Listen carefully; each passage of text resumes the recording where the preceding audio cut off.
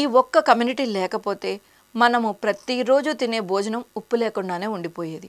భారతదేశంలో ఉత్పత్తి అయ్యే ఉప్పులో 75% పైగా కేవలం ఒక్క ప్రాంతం నుండే వస్తుందని మీకు తెలుసా? అది గుజరాత్లోని రన్ ఆఫ్ కచ్. మరియు ఆ ఉప్పును మనకు అందించేది అగారియా కమ్యూనిటీ. తరతరాలుగా దశాబ్దాలుగా మన కోసం ఉప్పు తయారు చేస్తూ జీవితం మొత్తాన్ని అర్పించిన ప్రజలు వీరే. సూర్యుడి తెల్లటి ప్రతిఫలనం నేరుగా కళ్ళలోకి పడడంతో చాలామంది క్రమంగా చూపును కోల్పోతున్నారు. పగలు మండే ఎండలో, రాత్రి గడ్డగట్టే చలిలో ఎటువంటి విరామం లేకుండా పనిచేస్తున్నారు. ఎక్కువసేపు ఉప్పులో పనిచేయడం వలన వారి కాళ్ళు అంతా గట్టిపడిపోతాయట. చనిపోయిన తర్వాత కూడా దహనం చేయలేని అంతటిగా. ఇంతటి కష్టానికి, ఇంతటి త్యాగానికి వారికి 1 టన్ను ఉప్పుకు దక్కేది కేవలం 150 రూపాయలు మాత్రమే.